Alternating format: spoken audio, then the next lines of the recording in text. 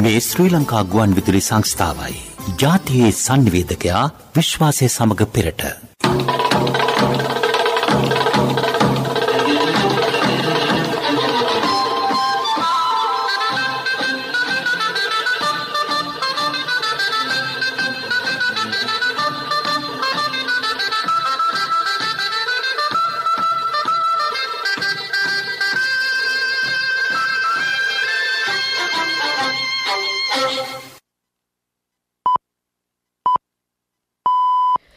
දොළහයි 45 මේ ශ්‍රී ලංකා ගුවන් විදුලි සංස්ථාවයි.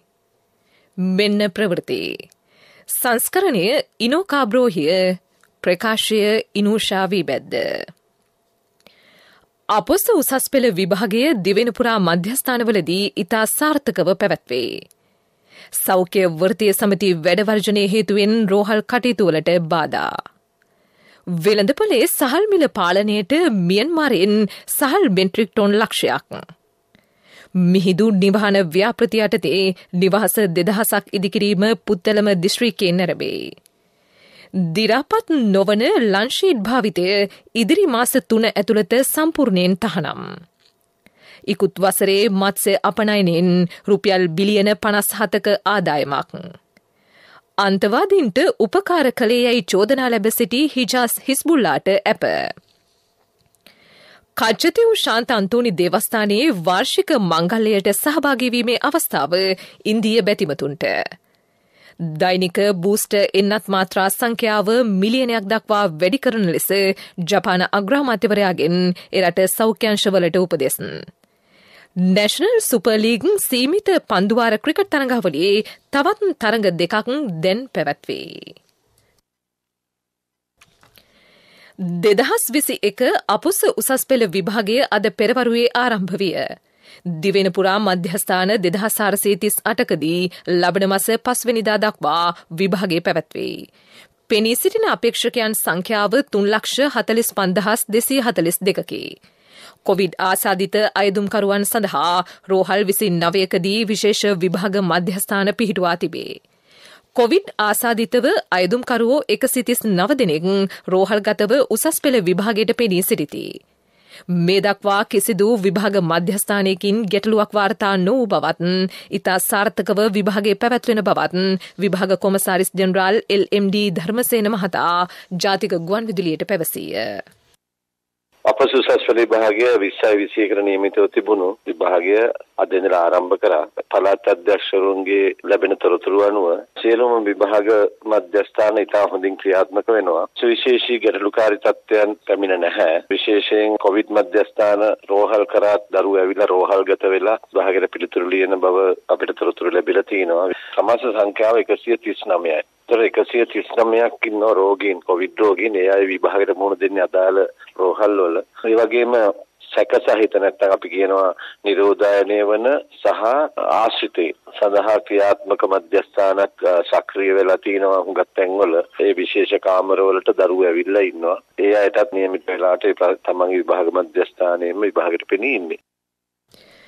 මේ අතර මෙවර විභාගයට වැලිකඩ බන්ධනාගාරයේ රැඳවිය යුතු දෙනෙක්ද පෙනී සිටිති.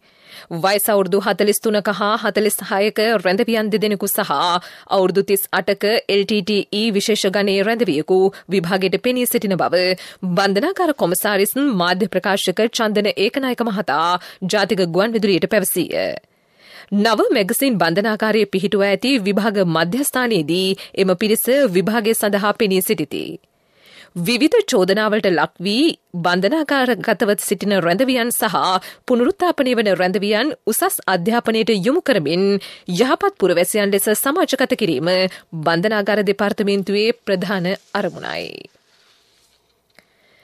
සෞඛ්‍ය වෘත්තීය සමිති 18ක් ඉල්ලීම් 7ක් මුල් කරගනිමින් ආරම්භ කර ඇති වැඩවර්ජනය හේතුවෙන් රෝහල් රැසක කටයුතු වලට බාධා එල්ල වී තිබේ.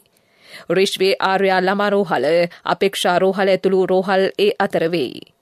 ගුරු වැටුප් විෂමතාවට විසඳුම් ලබා දුන් පරිදි සෞඛ්‍ය ශාස්ත්‍රයේ වැටුප් විෂමතා ඉවත් කරන ලෙස ඉල්ලා ආරම්භ කර ඇති මෙම වර්ජනය මහජනතාව පමණක් නොව සෞඛ්‍ය ශාස්ත්‍රයේ ඉහළ නිලධාරීහු විශේෂඥ වෛද්‍යවරු ඇතුළු බොහෝ දෙනෙක් දැඩි පිළිකුලෙන් හෙලා දකිති. රිච්විහාරය ළමාරෝහලේ දැඩි සත්කාර ඒකකවල සිටින ළමයින් පිළිබඳව අවධානය යොමු කරන බවට ප්‍රකාශ කර ඇතත් එවැන්නක් දක්නට නොලැබේ. අපේක්ෂා රෝහලේ තත්වයේද එලෙසය. රටපුරා රෝහල්වල වෘත්තීය සමිති නායකයන් ගෙන යන වැඩවර්ජනය හේතුවෙන් ජීවිතයත් මරණයත් අතර සටනකේ දෙන ඇතැම් රෝගීහු දැඩි ලෙස පීඩාවට පත්ව සිටිති. ළමා රෝහලේ තත්වය පිළිබඳව අදහස් දක්වන එහි අධ්‍යක්ෂ විශේෂඥ වෛද්‍ය ජී විජේසූරිය මහතා. මේ වැඩවර්ජනය නිසා රෝගීන් යම්කිසි ආකාරයක අපහසුතාවකටපත් වෙලා තියෙනවා. විශේෂයෙන්ම ප්‍රධාන රෝහල් වලට තමයි මේ ගැටලුව ඇති වෙලා තියෙන කුඩා රෝහල් වලට වඩා. ඉතින් අපි විශ්වාස කරනවා මේ අද දවස තුල මේ වැඩවර්ජනයෙන් පසුව මේක නිමාවකටපත් වෙයි කියලා. මොකද රට පුරා තාමත් දරුණු ආකාරයට කොරෝනා වසංගතය පැතිරී යන අවස්ථාවක්. ඒකට මේක රෝගීන්ට හිමා අපහසුතාවකටපත් වෙනවා මේ අවස්ථාවේදී. සෞඛ්‍ය කාර්ය මණ්ඩල විදියට මම හිතන්නේ මේ අවස්ථාවේදී මේ වෙන්නේ වැඩවර්ජනයක් පැවැත්වීම අපිට කිසිසේත් පිළිගැනීමට හැකියාවක් නැහැ. කෙසේ වෙතත් අපි මේ වැඩවර්ජන සහභාගී වෙන්න පිළිසලින් අපි ඉල්ලා සිටිනවා මේක සාකච්ඡා මාර්ගයෙන් විසඳගෙන මේ රෝගීන්ගේ ප්‍රතිකාර ලබා දීම සඳහා ඔබගේ මේ සේවාව ඉතා වැදගත් වෙනවා. ඒ සඳහා සහාය දක්වන ලෙස අපි ඉල්ලා සිටිනවා. මෙම වැඩවර්ජනය දේශපාලන කණ්ඩායම්වල පටු අපේක්ෂා ඉටු කර ගැනීමක් ලෙස පෙන්වා දෙන කළුපොළව රෝහලේ අධ්‍යක්ෂ විශේෂඥ වෛද්‍ය රුක්ෂාන් බෙල්ලන මහතා. වැඩවර්ජන කියන එක අද සෞඛ්‍ය ශාස්ත්‍රයේ තුල විලාසිතාවක් වෙලා. ගිය මාසේ ස්ට්‍රයික් කරා, ඊට පිට මාසේ ස්ට්‍රයික් කරා. එක කොට්ටාශයක් ස්ට්‍රයික් කරලා නවත්තනකොට තව කොට්ටාශයක් ස්ට්‍රයික් කරනවා. මද එක සංගම් සෞඛ්‍ය ශාස්ත්‍රයේ තුල ඉන්න මේ පෙර තිබ්බ සංගම් වාගේ නෙමෙයි. අද ඉන්න සංගම් ප්‍රධානීන් දේශපාලන පක්ෂත් එක්ක මුහු ගහලා රජයන් එක්ක කේවල් කරන්න පටන් ගන්න. මේ වැඩවර්ජන පිටිපස්සේ කිසිම සාධාරණ දෙයක් නැහැ. මේ වගේ අවස්ථාවදී වැඩවර්ජන වෘත්තීය සමිති මෙහෙයවින් කරලා කවදාකවත් ඉල්ලීම් දිනා ගන්න බෑ. මේ අතර වැඩවර්ජනය සම්බන්ධයෙන් වෛද්‍ය රසායනාගාර වෘත්තීයවේදී සංගමේ සභාපති රවි කුමුදේශ් මහතාගෙන් කළ විමසුමකදී ඔහු සඳහන් කළේ සියලු රෝහල්වල වර්ජනය ක්‍රියාත්මක කළද ප්‍රධාන රෝහල් 10ක වර්ජනය ක්‍රියාත්මක නොවන බවයි. පිළිකා රෝහල සහ ඊට අදාළ අංශ වකුගඩු සඳහා ප්‍රතිකාර කරන රෝහල් 2ක් සහ සියලු ළමා රෝහල්වල ප්‍රතිකාර අඛණ්ඩව සිදු කරන බව හෙතෙම කියයි. කෙසේ වෙතත් අප වාර්තාකරුවන් සඳහන් කළේ වර්ජනයේ හේතුවෙන් රෝගීන් දැඩි අපහසුතාවයට පත්ව සිටින බවයි. මිහිඳු නිවහන ව්‍යාපෘති යටතේ මේ වසර තුල තවත් නව නිවාස 2000ක් ඉදිකිරීමේ වැඩසටහන පුත්තලම දිස්ත්‍රික්කයේ නැරඹේ. මහා භාණ්ඩාගාරයෙන් ලැබෙන මුදල නිසි ලෙස කළමනාකරණය කරගනිමින් ජනතාව අතර පත් කිරීමට කටයුතු කරන බව ග්‍රාමීය නිවාස හා ඉදිකිරීම් සහ ගොඩනැගිලි ද්‍රව්‍ය කර්මාන්ත ප්‍රවර්ධන රාජ්‍ය අමාත්‍ය ඉන්දිකා අනුරුද්ධ මහතා පවසයි. පුත්තලම දිස්ත්‍රික්කයේ සම්බුද්ධ ශාසනයට සිය දරුවන් පූජා කළ දෙමව්පියන් වෙනුවෙන් මෙම නිවාස ඉදිකෙරේ. අද පෙරවරුවේ පැවති උත්සවය ආරච්චි කට්ටුව ප්‍රාදේශීය ලේකම් කාර්යාලයේදී අමාත්‍ය නාමල් රාජපක්ෂ මහතාගේ ප්‍රධානත්වයෙන් පැවතින. අඩු ආදායම්ලාභී ජනතාව වෙනුවෙන් කුඹුටු කුලිය සහ වෛරන් කට්ටුව ප්‍රදේශවලදී කෙරෙන නිවාස ව්‍යාපෘති 3කට මුල්ගල් තැබීමද මෙහිදී සිදුවිය. එහි නිවාස 170ක් ඉදිකෙරේ. මිහිඳු නිවහන ව්‍යාපෘතිය සඳහා තෝරාගත් ස්වාමින් වහන්සේගේ දෙමව්පියන් 12 දෙනෙකුට රුපියල් මිලියන 6ක් වටිනා නිවාස ආධාර චෙක්පත් ඇතුළු ප්‍රතිලාභීන් රැසකට චෙක්පත් ප්‍රදානය මෙහිදී සිදු කෙරින. විවිධ නිවාස ව්‍යාපෘති සඳහා අද ලබා දුන් මුළු මුදල රුපියල් මිලියන 189කි. 2020 වසරේදී මෙරටට ඩොලර් මිලියන 611ක් වැය කර ප්ලාස්ටික් ආනයනය කර ඇතැයි පරිසර ඇමති මහින්ද අමරවීර මහතා පවසයි.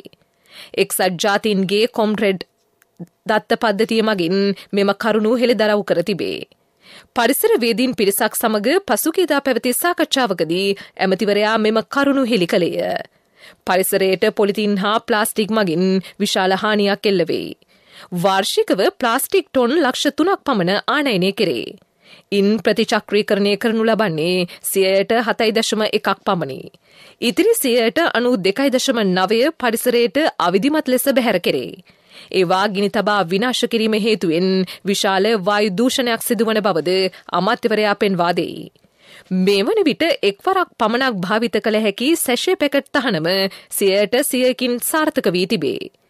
දිරාපත් නොවන ලන්ෂීට් භාවිතය ඉදිරි මාස 3 ඇතුළත සම්පූර්ණයෙන්ම රටින් තුරන් කිරීමට පියවර ගන්නා බවද අමාත්‍යවරයා සඳහන් කරයි. පසුගිය වසරේ ජනවාරි සැප්තැම්බර් කාලය තුළ මෙරට සමස්ත මත්ස්‍ය නිෂ්පාදනය මෙට්‍රික් ටොන් 3,21,575ක් ලෙස වාර්තා වේ. කොවිඩ් වසංගතය හමුවේ වුවද මෙරට මත්ස්‍ය ආදායම මෙතරම් ඉහළ අගයක් ගැනීම සුබදායි තත්වයකි. මෙම මත්ස්‍ය ප්‍රමාණයෙන් මෙට්‍රික් ටොන් 2,44,000ක් පමණ කරදී අස්වැන්න වේ. මිරිදිය මත්ස්‍ය ප්‍රමාණය මෙට්‍රික් ටොන් 70,000ක් පමණ වන බව ධීවර අමාත්‍යාංශය සඳහන් කරයි. 2020 වසරට සාපේක්ෂව ඉකුත් වසරේදී මෙරට මත්ස්‍ය ආදායම 14.21%කින් ඉහළ ගොස් තිබේ. මත්ස්‍ය ආදායම ඉහළ යාම හේතුවෙන් දෛනික මත්ස්‍ය පරිභෝජනයද ග්‍රෑම් 38.4කින් වැඩි වී ඇත. පසුගිය වසරේ මත්ස්‍ය අපනයනයෙන් ලැබූ ආදායම රුපියල් බිලියන 57කි. මත්ස්‍ය අපනයනයෙන් ඉතිහාසය තුළ ලැබූ වැඩිම ආදායම මෙයයි. පසුගිය වසරේදී අපනයනය කරන ලද මත්ස්‍ය ප්‍රමාණය මෙට්‍රික් ටොන් 24,229කි. මෙම වසරේදී එම ආදායම තවත් ඉහළ නංවා ගැනීම ඉලක්කයයි. මෙරට මත්ස්‍ය නිෂ්පාදනය සඳහා විදෙස් රටවල් රැසකින් ඇනවුම් ලැබී තිබේ. රටේ වෙළඳ ශේෂය පියවා ගැනීමට මත්ස්‍ය අපනයනයෙන් වැඩි දායකත්වයක් ලබා ගැනීම අරමුණ බව අමාත්‍ය ඩග්ලස් දේවානන්දා මහතා පවසයි. ගැඹුරු මුහුදේ ධීවර කර්මාන්තයේ ඉහළ නැංවීම සඳහා මහ පරිමාණ බහුදින යාත්‍රා නැවතිය හැකි පරිදි සියලු ධීවර වරාය නවීකරණය කෙරේ. අලුතින් ධීවර වරාය ඉදිකිරීමටද සැලසුම් කර ඇත. ඒ ආශ්‍රිත අනෙකුත් පහසුකම්ද සංවර්ධනය කෙරේ. මේ ප්‍රවෘත්ති ශ්‍රී ලංකා ගුවන් විදුලි සංස්ථාවෙන්. රෝගාබාධ රැසක් සඳහා ආවරණය සැලසෙන ශ්‍රී ලංකා ඉන්ෂුරන්ස් මෙඩි60.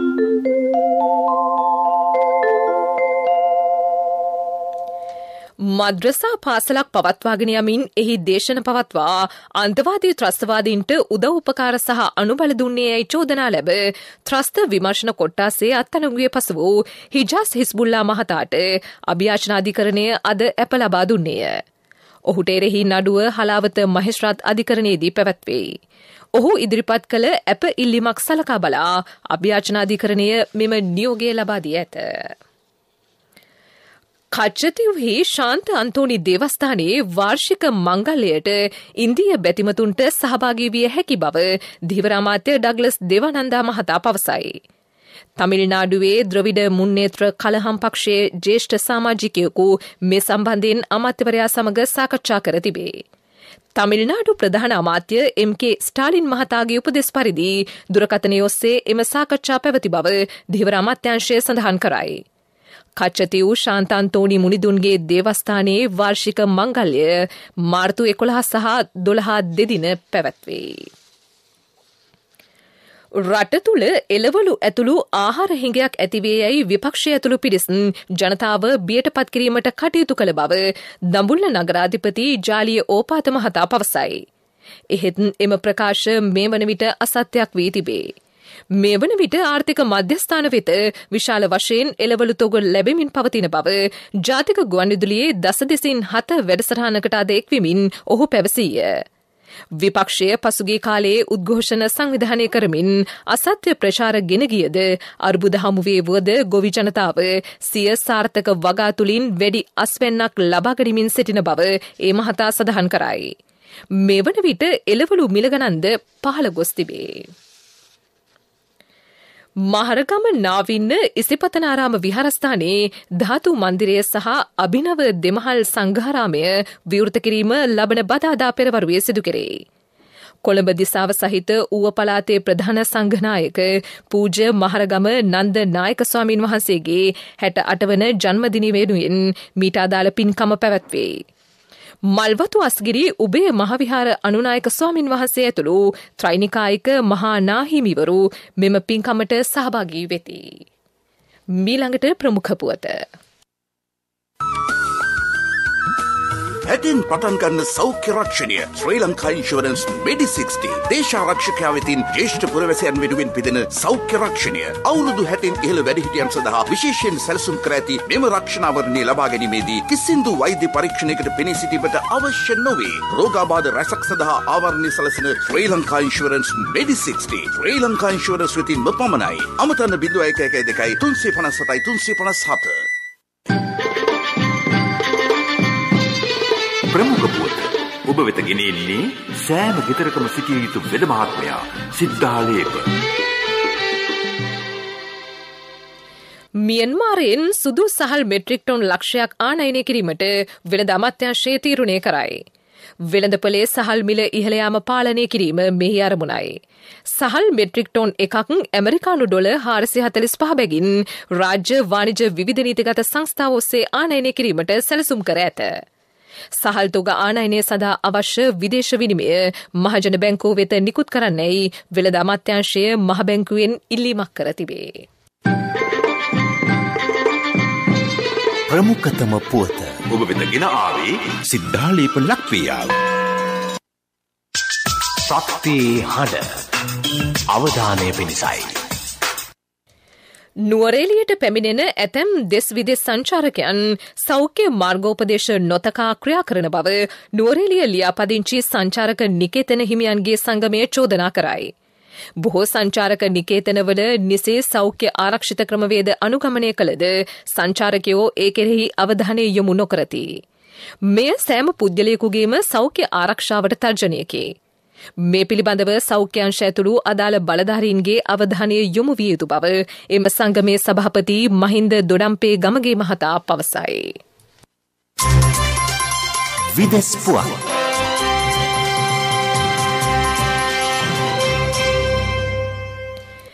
දෛනිකව ලබා දෙන බූස්ටර් එන්නත් මාත්‍රාව මිලියනයක් දක්වා ඉහළ නංවන ලෙස තමා අමාත්‍ය මණ්ඩලයට උපදෙස් දුන් බව ජපාන අග්‍රාමාත්‍ය කිෂිඩා ෆුමියෝ මහතා පවසයි.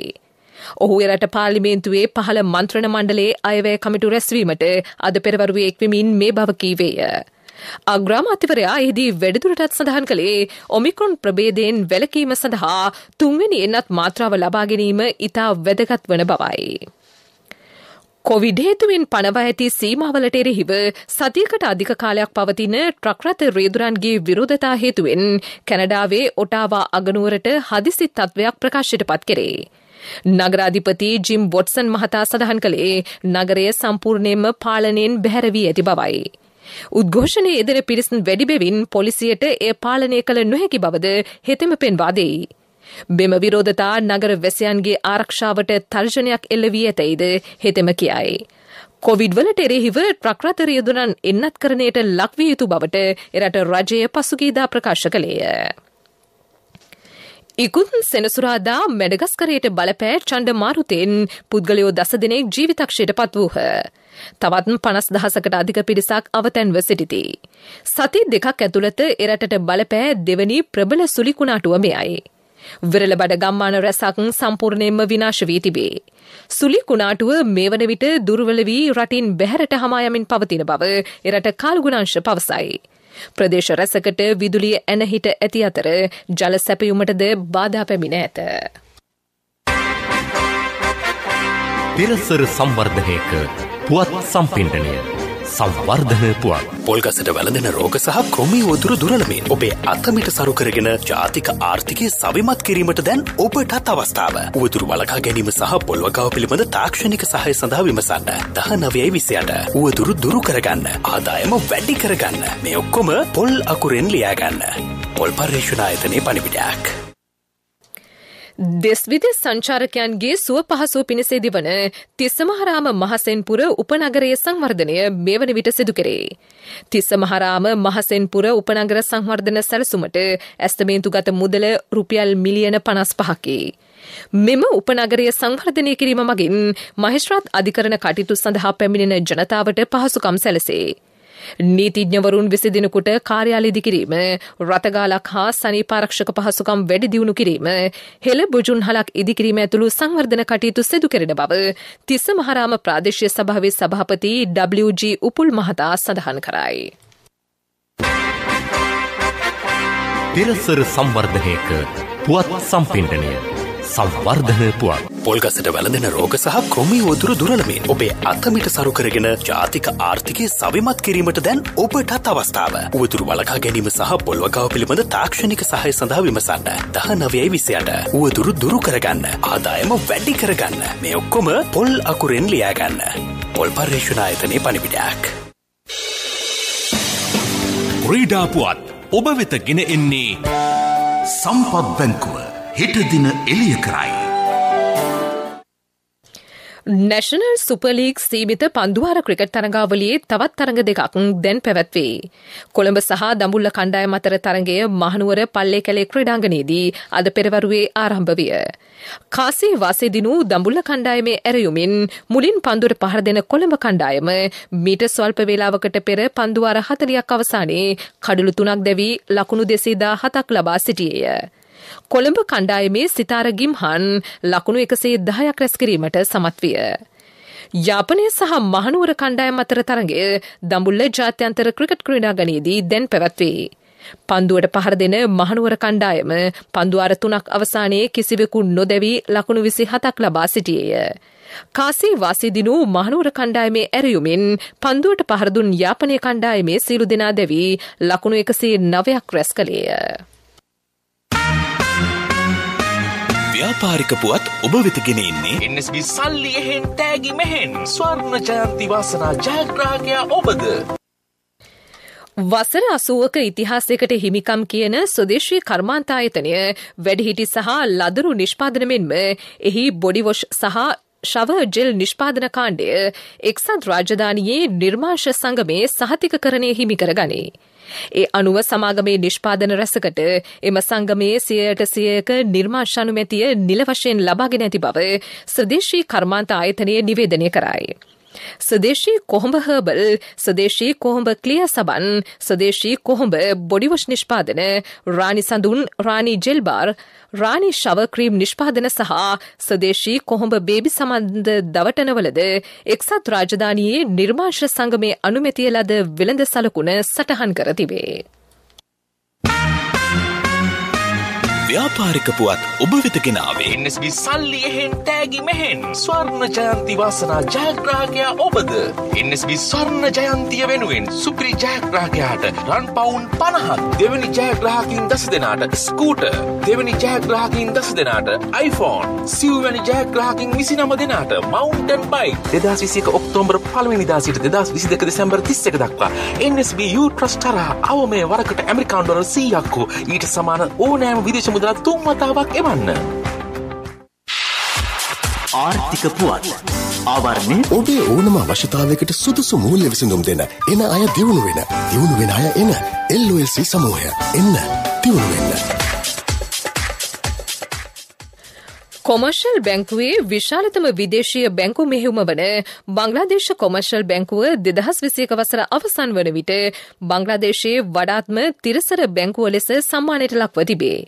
මීට අමතරව බංග්ලාදේශ කොමර්ෂල් බැංකුව 2021 වසරේදී ස්වාධීන ආයතන දෙකක් විසින් එරට තුළ ක්‍රියාත්මක හොඳම විදේශීය බැංකුව ලෙසද තෝරාගනු ලැබ ඇත. බංග්ලාදේශයේ වඩාත්ම තිරසර බැංකුව යන සම්මානය ඩුබයි පදනම් කරගත් ඉන්ටර්නැෂනල් බිස්නස් සංගරාව පසුගියදා පැවැත් වූ සම්මාන ප්‍රදානෝත්සවයකදී කොමර්ෂල් බැංකුවට ප්‍රදානය කර ඇත.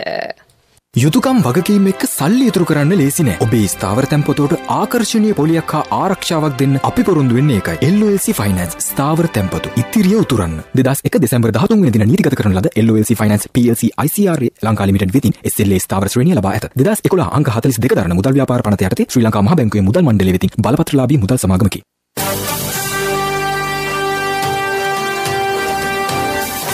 කාලගුණ වාර්තාව